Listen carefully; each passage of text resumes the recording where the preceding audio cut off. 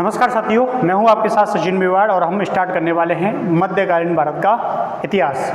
ये जो आपके इतिहास के टॉपिक हैं ये आपके सभी प्रकार की शिक्षक भर्तियां, REET, second grade, first grade, इसके अलावा आप एसएससी फाउंडेशन या कोई भी कंपटीशन की तैयारी कर रहे हैं तो ये जो इतिहास के लेक्चर हैं वो आपके लिए बहुत फ़ायदेमंद होने वाले हैं। तो हम लोग मध्यकालीन भारत में स्टार्ट करने वाले हैं क्योंकि मध्यकालीन भारत का जो पोर्शन है वो अपने सर्वाधिक रहता है। मध्यकालीन भारत का इतिहास ऐसा कोई एग्जाम नहीं, इसका जो भाग है वो आपके पूछा ना जाए। क्यों? क्योंकि अधिकतर जो वंशावलियां हैं वो इसी के अंतर्गत हैं। सारी वंशावलियां इसी का पार्ट हैं। और अब आपके मन में सबसे पहला क्वेश्चन ये आता है कि इसका आरंभ हम करेंगे कहाँ से? तो इसका आरंभ हम लोग करने वाले हैं सल्तनत काल से। सल्तनत काल से हम इसका प्रारंभ करने वाले हैं।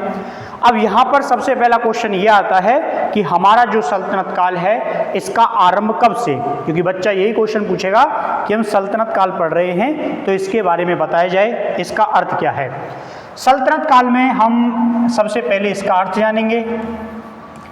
अर्थ को जानने के बाद हम वंश जानेंगे कि सल्तनत काल में कौन कौन से वंश आए।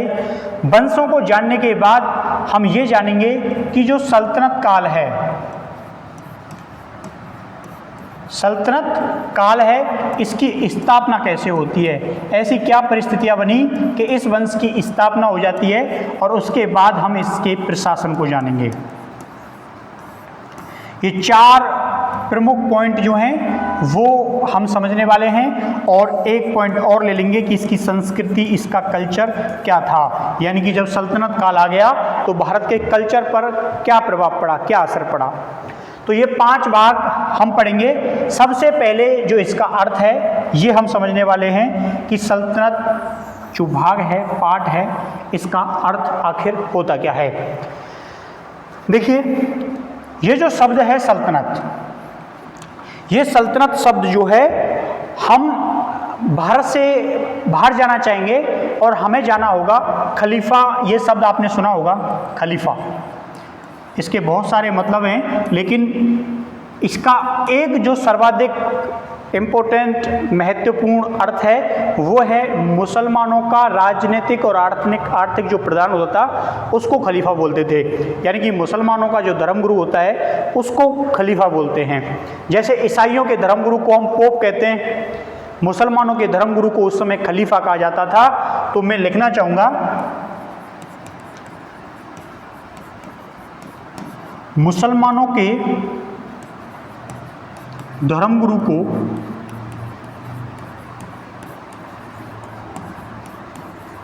खलीफा कहा जाता था। खलीफा कहा जाता था। क्यों कहा जाता था? प्लस हमको ये भी समझना है ये इनका आर्थिक यानी कि इकोनॉमिक राजनीतिक प्रधान होता था। आर्थिक और राजनीतिक प्रधान होता था, यानी कि खलीफा के ही अधीन पूरी इस्लाम की सत्ता घूमती थी। अब आप कहोगे ठीक है सर, हमने खलीफा शब्द का अर्थ समझ लिया, लेकिन हमें अब भी पता नहीं चला कि ये जो शब्द आपने लिखा यहाँ पर सल्तनत, ये कहाँ से आया। ये शब्द निकल के आता है कि जो खलीफा है, इस खलीफा से जितने भी राजा होते थे वो खिलमत प्राप्त करते, आशीर्वाद प्राप्त करते थे, और उसी खिलमत को इसकी सल्तनत कहा जाता था। और इस सल्तनत के जितने भी किंग हुए उन सबको सुल्तान कहते हैं। तो खलीफा से इस्लाम जगत के जो मुसलमान हैं, इस्लाम जगत के शासक खिलमत प्राप्त करते हैं, खिलमत प्राप्त करते हैं। और ये खिलमत प्राप्त करते हैं इसकी सल्तनत में शासन करने के लिए, क्योंकि जहाँ तक इस्लाम का शासन था उसका मुख्य प्रधान खलीफा था, तो इसलिए इससे खिलमत प्राप्त करते थे, इसलिए इनकी सल्तनत जो थी यानी कि जहाँ तक इनकी सल्तनत थी, और उस सल्तनत पर शासन करने वाले सुल्तान कहलाए। कौन कहलाए? सुल्तान कहलाए। इसलिए जब भी हम सल्तनत काल पढ़ते हैं तो सल्तनत काल के शासकों को सुल्तान कहते हैं। आपने रजिया सुल्ताना का नाम सुना है, तो उसको शब्द के पीछे सुल्तान शब्द आता है। हम रजिया को राजा नहीं कहते, हम रजिया को बादशाह नहीं कहते, हम रजिया को और कुछ नहीं कहते, रजिया को सुल्तान कहते हैं। क्यों कहते हैं? क्योंकि उसी शब्द का अर्थ से मतलब है कि जो भी सल्तनत के शासक थे, चाहे वो महिला है चाहे वो पुरुष है, सुल्तान और सुल्ताना। समझ आए आप? अब हम इससे आगे चलते हैं। हमने इसका अर्थ समझा। अब दूसरी जो महत्वपूर्ण चीज है कि आखिर सल्तनत सफल क्यों हुई। हमारा प्यारा भारत, और प्यारे भारत के अंदर बहुत सारे शासक थे, तो जो शासक थे उन शासकों ने भी अपनी सत्ता स्थापित कर रखी होगी, क्योंकि तभी ये लोग आए। तो हम लोग यहां से समझना चाहेंगे कि इनकी जो स्थापना है, इनकी स्थापना में यानी कि 7 से लेके 12वीं शताब्दी, 7 से 12वीं शताब्दी का जो कालखंड है, इस कालखंड को हम लोग क्या कहते हैं? 7 से 12वीं शताब्दी का काल, ये 7 से 12वीं शताब्दी का जो काल है, इसको हम कहते हैं राजपूत का, राजपूत वंशों का काल। क्योंकि अधिकतर राजपूत शासक हुए, गुर्जर, प्रतिहार, राठौर, ये सब शासक हुए, इसलिए कहते हैं राजपूतों का काल। अब राजपूत जो शासक थे 7 से 12वीं शताब्दी के मध्य में, क्योंकि आपको पता है आक्रमण होता है 1192 का सफल आक्रमण। हम 1191 में नहीं पढ़ रहे, क्योंकि सत्ता इससे स्थापित हुई। 1192 का सफल आक्रमण होता है, तो इसलिए हम पढ़ते हैं 7 से लेके 12वीं शताब्दी के काल के सेंटर में। आपको मालूम है इसी समय एक प्रसिद्ध राजा हुआ था, उस राजा का नाम था, क्या नाम था? आपने उस राजा का नाम सुन रखा है, और वो फेमस राजा था कौन? पृथ्वीराज चौहान। पृथ्वीराज चौहान इसी को परास्त करके दिल्ली के दरबार में एंट्री मारता है गौरी। तो राजपूत शासक जो हुए वो युद्ध हारे, तो हारे क्यों? सवाल यही है कि कोई आदमी फेल हो गया तो घर वाले पूछते तू फेल हुआ तो हुआ क्यों? अगर मार्क्स कम आए तो आए क्यों? ऐसे ही इतिहास पूछता है कि पृथ्वीराज चौहान या राजपूत युद्ध हारे तो हारे क्यों? उसके पीछे मैं कुछ कारण बताना चाहूंगा कि उसके पीछे कारण क्या थे, उसके पीछे कारण क्या थे। तो हम लोग कारण भी पढ़ लें, क्योंकि जरूरी है कारण पढ़ना। बिना कारणों के पता कैसा चलेगा कि इन्होंने क्या क्या गलतियां की थी। तो पहला कारण था पुरानी युद्ध पद्धति। पुरानी युद्ध पद्धति, ये जो राजपूत शासक थे ये पुरानी पद्धतियों से ही युद्ध करते आ रहे थे। वही घोड़ा चलाते, वही पुरानी तलवार चलाते, वही एक साथ युद्ध करते, लेकिन जो बाहरी आक्रांता थे ये अलग प्रकार से युद्ध लड़ रहे थे। इसीलिए इनकी जो युद्ध पद्धतियां हैं ये पुरानी थी। दूसरा क्या है? आपसी सहयोग का अभाव था। आपसी सहयोग का अभाव उस समय भी और आज भी। उस समय जो शासक हैं वो जातियों में विभाजित थे कि मैं इस वंश का शासक हूं, मैं इस वंश का शासक हूं, मैं ये वंश मेरा है, ये वंश तुम्हारा है, ये रियासत मेरी है, ये रियासत तेरी है। ऐसे करके शासन सत्ता का विभाजन था। ठीक है, तो आपको समझना है आज भी ऐसा ही है। आप लोग देखते हैं बहुत सारी जातियों में लोग विभाजित हैं। आप लोग सोशल मीडिया पे देख लो, स्टेटस पे देख लो, गाड़ियों पे देख लो, कारों पे देख लो। कोई ये भी चर्च का विषय है कि हमारे यहाँ पर कोई मोटरसाइकिल लेके आया है, स्कूटी लेके आया है, तो उस पर भी जाति लिखवा लेता है, गाड़ियों पे जाति लिखवा लेते हैं। तो बिल्कुल ऐसी ही आज जातीय विविधताएं हैं, ऐसी उसी समय थी, लेकिन आपसी सहयोग के अभाव के कारण सल्तनत काल की स्थापना हो जाती है। पृथ्वीराज चौहान युद्ध में हार जाता है। एक तीसरा जो कारण था, पुरानी युद्ध पद्धति हो गई, आपसी सहयोग का अभाव हो गया। और तीसरा आप समझिए, आधुनिक सैन्य सामान नहीं था। आधुनिक सैन्य सामान नहीं था, पुरानी तलवारें, पुराने भाले, पुरानी ही चीजों से हम युद्ध करते थे। तो ये भी हमारी पराजय का एक प्रमुख कारण था। तो ये प्रमुख 3 कारण थे जिसके कारण राजपूत काल में सल्तनत सफल होती है, सल्तनत जीत जाती है। और ज़्यादा कोई आक्रमण हुए नहीं। आपको पता है ये एक बार आक्रमण करते और फिर दोबारा आते, फिर लूट के ले जाते, फिर आक्रमण करते। इन्हें आदत सी लग गई और कोई भी 2-2, 3-3, 4-4, 5-5 हजार की सेना लेके आता, युद्ध जीत के चला जाता। ये उस कालखंड की बातें हैं। इतने बड़े भारत के अंदर कुछ चंद्र आक्रमणकारियों ने पूरी सल्तनत को स्थापित कर लिया। और यहीं तक नहीं, इनकी सल्तनत कई बड़े साम्राज्यों तक स्थापित होती है। उस समय हमारा प्यारा भारत कुछ ऐसा था, आज के भारत से थोड़ा अलग। आज भारत का नक्शा क्या है, थोड़ा डिफरेंट है, और उस समय कुछ अलग था, कुछ भारी भरकम थे हम। आज भारी भरकम में थोड़ी स्थितियां अलग अलग है।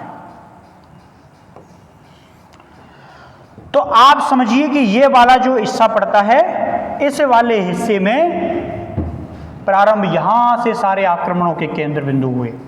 और ऐसा नहीं कि केवल ऊपरी हिस्सों में आक्रमण हुए थे, निचले हिस्सों में भी आक्रमण हुए। क्योंकि जब गौरी की मृत्यु होती है तो बंगाल, ये पूरे इलाके युद्ध से प्रभावित होते हैं, इनके अधीन चले जाते हैं। तो ये राजपूतों के हारने के प्रमुख कारण थे कि राजपूतों के शासन सत्ता में सल्तनत सत्ता कैसे स्थापित हो जाती है। तो ये कारण आपने समझे। अब हम इससे थोड़ा आगे फिर चलते हैं और इससे आगे चल के हम ये समझेंगे कि शासन सत्ता स्थापित कर ली, लेकिन कैसे, कौन कौन से प्रमुख युद्ध हुए, कहां कहां के प्रमुख युद्ध हुए जिनको इन्होंने जीता। मैं आपको बताना चाहूंगा कि जो मोहम्मद गौरी होता है, कौन होता है, मोहम्मद गौरी। मोहम्मद गौरी ने, आपको पता है कि सबसे पहला जो वर्ल्ड फेमस युद्ध हुआ था 1191 में, बैटल ऑफ तराइन, तराइन का प्रथम युद्ध। तराइन का प्रथम युद्ध हुआ, गौरी युद्ध हार जाता है, गौरी युद्ध हार गया। हारने के बाद वापस लौटा अपने गौर प्रदेश और उसके बाद 1 साल लगातार तैयारी की। ये एक मोटिवेशन है कि जब पहला युद्ध हार गया, 1 साल लगातार तैयारी की। पृथ्वीराज चौहान ने कोई तैयारी नहीं की, उसने दिन रात एक किया, नीतियां बनाई, रास्ते चुने, घुड़सवार तैयार किए, सेना तैयार की और दोबारा 1 साल के बाद फिर 1192 में सफल आक्रमण करता है और ये युद्ध गौरी जीतता है। गौरी ये युद्ध जीत गया, पृथ्वीराज चौहान ये युद्ध हार गया।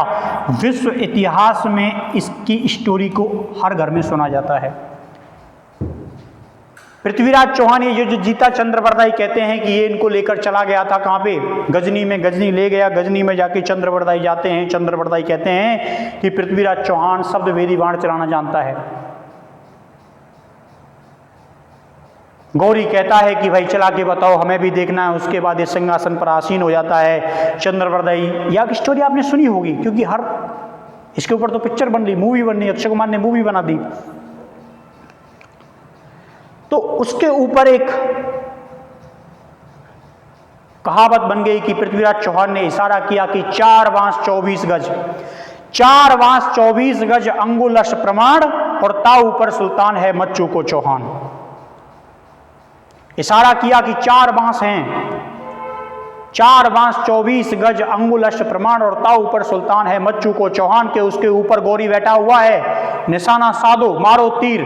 और गौरी को तीर मारा गया, गौरी ऊपर से नीचे धड़ाम, यानी कि गौरी मारा गया, गौरी मारा गया। ये कहानी चंद्रवरदाई ने कही है। चंद्रवरदाई इस स्टोरी को कहते हैं। पृथ्वीराज रासो किताब है, पृथ्वीराज रासो में ये स्टोरी है कि गौरी को जाके मार दिया। लेकिन बहुत सारे इतिहासकार कहते हैं कि ये जो बात है, ये जो थ्योरी है वो गलत है। गौरी अभी नहीं मरा। इसके बाद मैंने आपको बताया कि 1192 का बैटल जीता। इसके बाद 1194 में आपने एक व्यक्ति का नाम सुना होगा, जयचंद। जयचंद को इतिहास में बहुत लोगों ने बहुत बुरा बदनाम कर रखा है। हर घर में कहते हैं कि जयचंद होता है, लेकिन संभवतः ऐसा नहीं है। जयचंद, क्योंकि आपको मालूम है पृथ्वीराज चौहान जो पृथ्वीराज था, पृथ्वीराज चौहान उस समय भारत का प्रथम वन राजा था और जयचंद जो है वो सेकंड राजा था। आपने ये जो स्टोरी सुनी है संयोगिता वाली, कि संयोगिता के साथ विवाह किया गया है, इससे भी इतिहासकार सहमत नहीं है। लेकिन जयचंद का आपको इसलिए भी सोचना होगा कि जब गुजरात पर आक्रमण हुआ था तो गौरी पृथ्वीराज चौहान के राज्य क्षेत्रों से होकर गुजरा था। उस समय पृथ्वीराज चौहान ने टोका नहीं गौरी को कि तू मेरे राज्य क्षेत्र से होकर कैसे जा रहा है। इसीलिए इसका भी अपराध कम नहीं है और किसी का अपराध कम नहीं है। इतिहासकारों ने अपने अपने अनुसार चीजों को रखा है। 1194 में जयचंद हार जाता है और मारा भी जाता है। इसके बाद लगातार कई बैटल जो है वो जीते जाते हैं और कई बैटल जब जीते गए उन बैटलों के साथ ही कुछ हारों का सामना भी करना पड़ता है।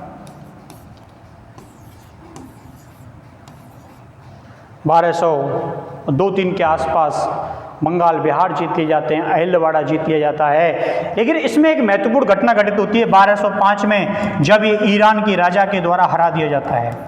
गौरी हारा भी था, ईरान के राजा ने हराया भी था। इसके अलावा सबसे इंपॉर्टेंट चीज जो आती है वो आती है मार्च 1206 में। मार्च 1206 में खोखरों का विद्रोह दबाते समय गौरी की हत्या खोखरों के द्वारा कर दी जाती है। जब ये नमाज पढ़ रहा था, नमाज अदा कर रहा था, उस समय गौरी की हत्या कर दी गई। तो ऐसे करके गौरी जो है वो युद्ध में मारा गया। अधिकतर जीवन इसका सैन्य संघर्ष में रहा। गौरी ने कहा कि और लोगों के 1 या 2 पुत्र होते हैं, मेरे 1000 पुत्र हैं। कितने पुत्र? 1000। आप कहोगे साहब कैसे संभव है 1000 लड़का लड़की होना? नहीं, गौरी के पुत्र नहीं थे, इसलिए इसने क्या किया, अपने दासों को ही अपना पुत्र बनाया। अपने जो दास थे, अपने दासों को ही क्या बनाया, अपना पुत्र बनाया। इसलिए इसके जो मृत्यु के बाद इसका साम्राज्य इसके दासों में विभाजित कर दिया जाता है, जिसमें मुल्तान, बंगाल इंपोर्टेंट क्षेत्र थे, गजनी, गौड़ इंपोर्टेंट क्षेत्र थे जिनमें इनकी सत्ता का विभाजन होता है। तो हमने अभी गौरी के बारे में समझा, काफी विस्तृत समझा, काफी, क्योंकि क्वेश्चन अक्सर पूछ लिए जाते हैं कि पृथ्वीराज चौहान के साथ संघर्ष हो, चाहे मृत्यु हो, चाहे 1205 की हार हो, चाहे 1206 की मृत्यु हो, चाहे 1194 में जयचंद की हार हो, चाहे 1192 की जीत हो, किसी से भी कोई भी क्वेश्चन पूछा जा सकता है। तो इसीलिए इतिहास को तथ्यात्मक भी पढ़ना बहुत ज़्यादा जरूरी है। तो यहाँ तक हम लोग आए। अब गौरी की मृत्यु के बाद इस पूरे साम्राज्य क्षेत्र जो है उसकी सत्ता को कौन संभालने के लिए तैयार होता है? तो एक ही नाम आता है, कौन? कुतुबुद्दीन ऐबक। क्या नाम? कुतुबुद्दीन ऐबक। हाँ जी, अब देखिए हम लोग पढ़ने वाले हैं कुतुबुद्दीन ऐबक। काफी फेमस नाम है, काफी सुना हुआ नाम है। कुतुबुद्दीन ऐबक जो है वो गौरी के उत्तराधिकारी के रूप में सत्ता का संचालन करता है, सत्ता को संभालता है। आपको मालूम है कि 1206 में जब गौरी की मृत्यु हो गई तो शासन सत्ता ऐबक के हाथ में आ जाती है। तो ये क्या होता है? गौरी का प्रतिनिधि। कौन? गौरी का प्रतिनिधि, गौरी का वायसराय। आप इसको प्रतिनिधि भी बोल सकते कि जो भारत के अंदर गौरी की जो सत्ता थी उसका नेतृत्व करता है। कोई बात नहीं, गौरी की सत्ता का प्रतिनिधित्व करता है। 1206 में इसकी ताजपोशी हो जाती है और 1210 तक क्या की, सत्ता को संभाला। कुतुबुद्दीन ऐबक को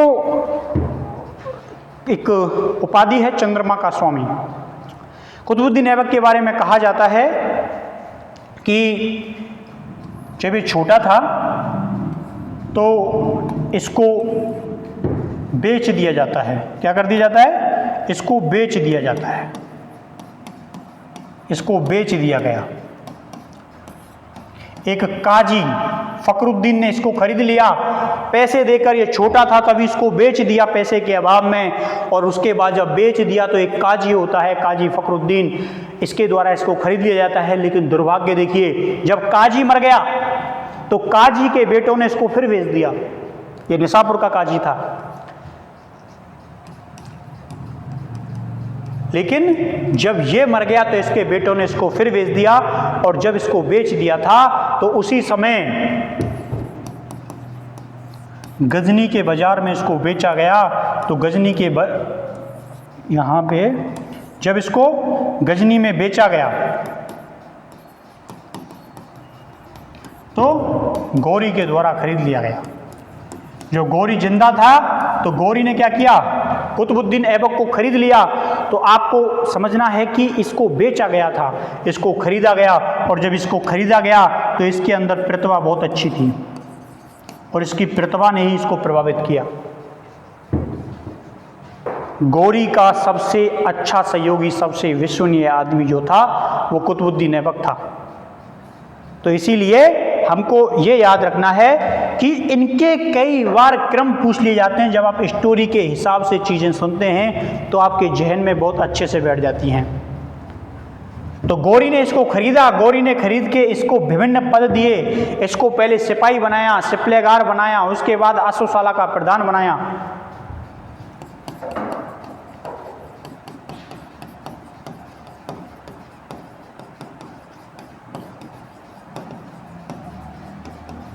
अश्वशाला का प्रधान बनाया। ये गौरी के प्रमुख सहयोगियों में से एक था। कोई सा भी युद्ध हो, कोई सा भी संघर्ष हो, सभी में ये शामिल था। तराइन के बैटल सेकंड में ये शामिल था, पूरा सहयोग दिया था। इसके बाद अजमेर जो विजय हुई थी उसमें भी ये शामिल था।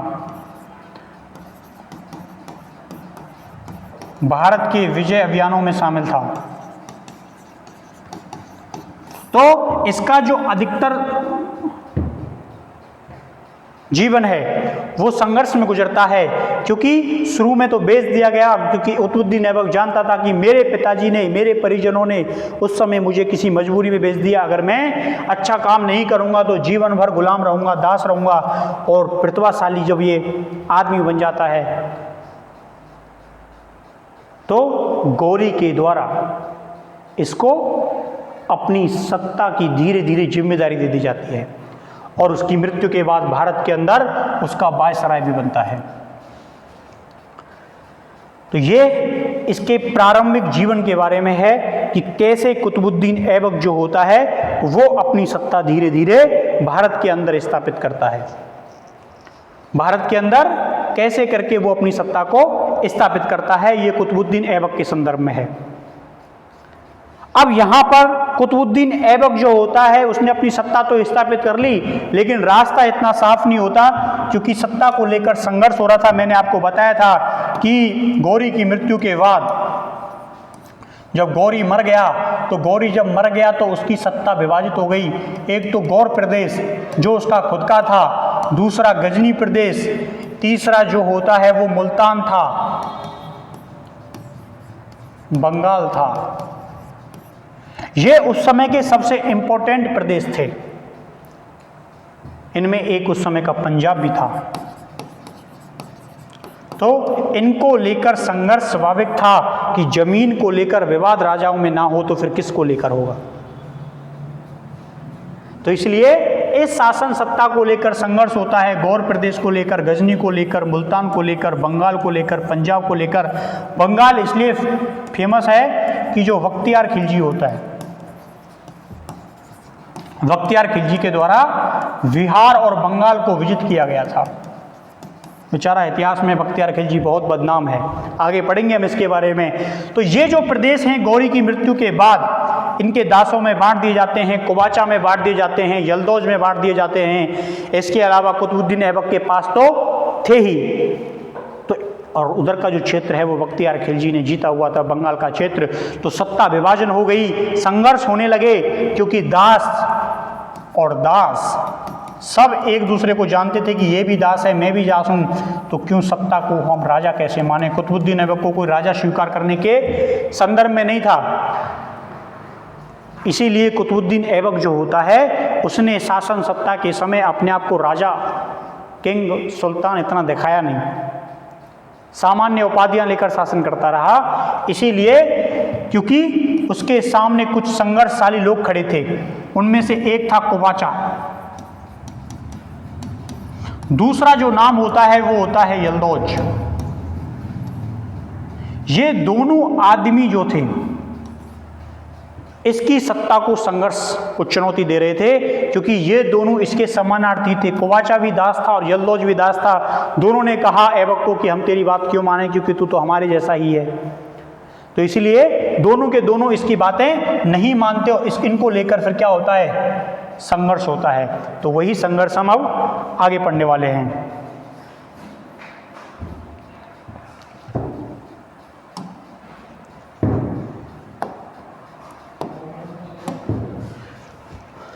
संघर्ष,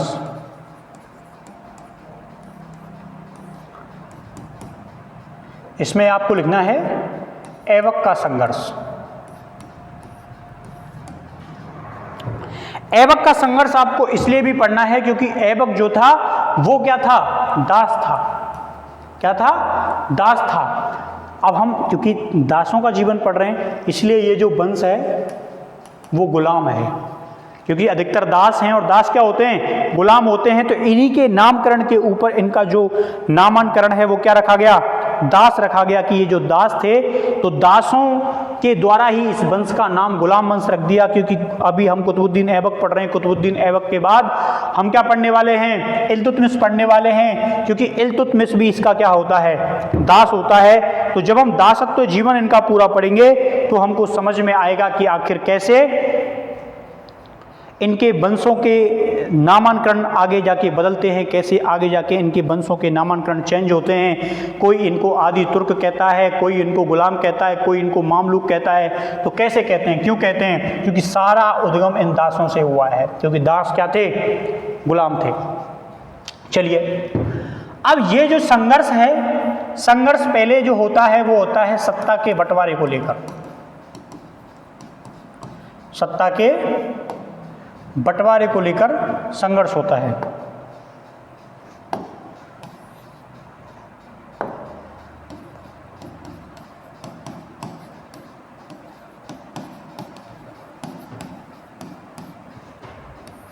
और इसके जो टॉप विरोधी होते हैं उनमें एक नाम होता है यल्दौज का और दूसरा नाम जो था वो था कुबाचा का। ये दोनों के दोनों जो थे वो इसके ध्रुव विरोधी थे। ध्रुव विरोधी यूं थे कि कुतुबुद्दीन ऐबक और यल्दौज और कुबाचा ये तीनों के तीनों इसके दास होते हैं। और भला दास की बात दास कैसे मान सकता है, आप सोचो। अगर आप बहुत लंबे टाइम तक एक ही पोस्ट पर रहे हैं और अचानक कोई आदमी अचानक जाके राजा बन जाए, अचानक जाके किंग बन जाए, तो उसकी बात भला कौन मानेगा। तो इसलिए इसकी बातों को नहीं माना जाता। और जब इसकी बातों को नहीं माना जाता तो इसी को लेकर क्या होता है, इनके बीच संघर्ष की शुरुआत हो जाती है। और संघर्ष की शुरुआत ही क्या करती है, लड़ाई का रूप लेती है। तो सबसे पहले हम पढ़ने वाले हैं यल्दौज। यल्दौज जो है वो कहाँ का शासक था, गजनी का शासक था। मैंने आपको 5 क्षेत्र बताए थे कि 5 क्षेत्र हैं। एक है गजनी, मैंने दूसरा बताया था आपको गौर, मैंने तीसरा आपको बताया था पंजाब, मैंने चौथा आपको बताया था बंगाल और मैंने 5वां क्षेत्र आपको बताया था मुल्तान। तो यल्दौज होता है गजनी का किंग और कुबाचा होता है मुल्तान का। अब आप कहोगे साहब इनके बीच में कोई संबंध थे क्या, इनके बीच में कुछ था क्या, तो हाँ, जो यल्दौज होता है, यल्दौज की जो बेटी होती है उसका विवाह ऐबक के साथ हुआ था। समझ रहे हो कि जो यल्दौज की पुत्री है, यल्दौज की पुत्री का विवाह ऐबक के साथ हुआ था और कुबाचा के साथ ऐबक ने अपनी बेटियों का विवाह किया। बेटियों का विवाह किया, एक का नहीं 2 का किया था। यानी कि 2 बेटियां किसकी, कुतुबुद्दीन ऐबक की कुबाचा के साथ ब्याही गई थी। और इसकी जो एक बेटी है, इसके पास टोटल 3 बेटियां थीं। इसकी एक बेटी का विवाह इल्तुतमिश के साथ हुआ था। इल्तुतमिश के साथ विवाह हुआ था। 3 बेटियां थीं किसकी, ऐबक की। 2 बेटियां कुबाचा के साथ ब्याही गईं, एक इल्तुतमिश के साथ ब्याही गईं। यल्दौज के साथ क्या रिश्ता था, तो यल्दौज की बेटी का विवाह ऐबक के साथ हुआ था। रिश्तेदार थे आपस में, लेकिन लड़ाई जो चल रही थी वो सत्ता को लेकर थी।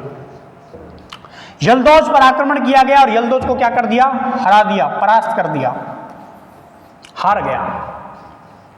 दूसरा कोवाचा था, कोवाचा के साथ समझौता हो जाता है। कोवाचा के साथ क्या हो गया, दोनों में एग्रीमेंट हो जाता है, लेकिन बाद में स्थितियां सुधरती नहीं, इसीलिए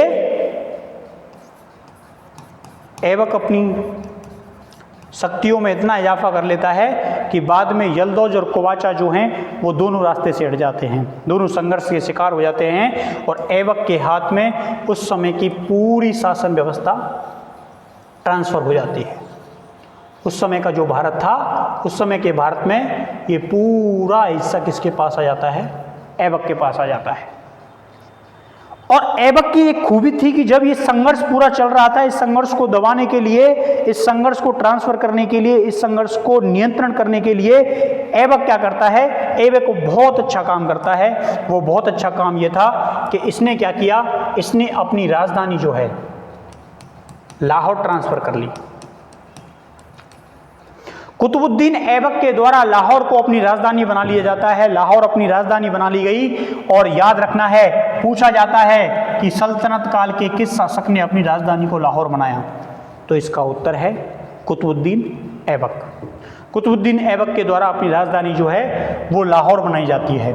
तो आपको समझ में आया कि कुतुबुद्दीन ऐबक के द्वारा कैसे इस क्षेत्र को विजित किया जाता है, कैसे जीता जाता है। किन दो, यल्दौज और कोवाचा, आपको याद रखना है, यल्दौज गजनी का था, कोवाचा मुल्तान का था। संबंध इतने पूछे नहीं जाते, लेकिन फिर भी आपको याद रखने हैं कि यल्दौज की पुत्री का विवाह ऐबक के साथ हुआ था और कोवाचा के साथ ऐबक की 2 बेटियों का विवाह हुआ था और तीसरी बेटी का विवाह इल्तुतमिश के साथ होता है, जो आगे जाके राजा बनेगा। तो संबंधों से रिश्ते नहीं सुधरते, ये बात आपको याद रखनी है। तो इस प्रकार एक जो मैं आपको महत्वपूर्ण चीज बताना चाहता हूं कि जब मैं आपको पहले पढ़ा रहा था कि खलीफा का शासन होता है, खलीफा का शासन होता है, तो कुतुबुद्दीन ऐबक के द्वारा भी खलीफा से खिलमत प्राप्त की जाती है। ये बात आपको याद रखनी है और आपको नोट डाउन करना है कि कुतुबुद्दीन ऐबक, क्या नोट डाउन करना है, नोट डाउन करना है कि कुतुबुद्दीन ऐबक के द्वारा खलीफा से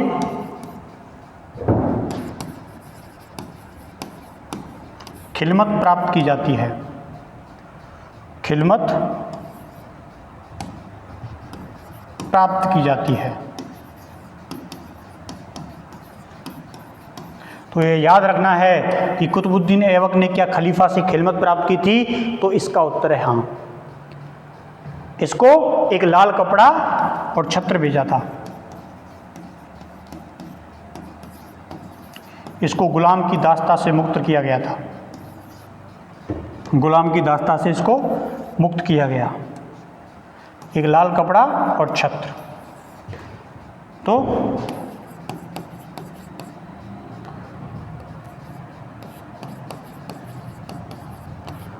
गुलाम की दास्ता से मुक्त किया गया। ऑफिशियली जो राजा बन गया, जिसको खिलमत प्राप्त हो गई, इसका अर्थ है कि उसको इस्लाम की सल्तनत का राजा स्वीकार कर लिया गया। तो इसलिए ये दोनों चीज़ें आपको बहुत अच्छे से याद रखनी है। क्या रखनी है? बहुत अच्छे से याद रखनी है। तो ये हम लोग कुतुबुद्दीन ऐबक के बारे में कुछ अच्छी बातें पढ़ रहे थे कि किस प्रकार कोवाचा और उनके साथ इसका संघर्ष होता है और इस संघर्ष में किस प्रकार इसको विजय प्राप्त होती है। ठीक है, तो ये दोनों के दोनों से इसने अपनी विजय प्राप्त कर ली, इन दोनों से ये जीत गया। और उसके बाद हम बंगाल और बाकी के जो अलग क्षेत्र हैं, प्रांत हैं, उनके बारे में हम कल यानी कि नेक्स्ट लेक्चर में पढ़ने वाले हैं। तो ये हमारे मध्यकालीन भारत की शुरुआत थी, आरंभ था। आप लोगों को जो चैनल है उसको सब्सक्राइब करना है, फॉलो करना है। और दक्ष क्लासेस में हमारे जो नए रीड के बैच हैं वो आरंभ हैं, सेकंड ग्रेड के बैच जो हैं वो भी आरंभ हैं। दक्ष कोचिंग अपनी MSJ कॉलेज के सामने है, सभी जानते हैं, सभी समझते हैं और फेमस जगह है MSJ कॉलेज। तो MSJ कॉलेज के सामने है, आप लोग सभी आकर इतिहास का, बाकी रीड के बैचों का आनंद ले सकते हैं। थैंक यू, धन्यवाद।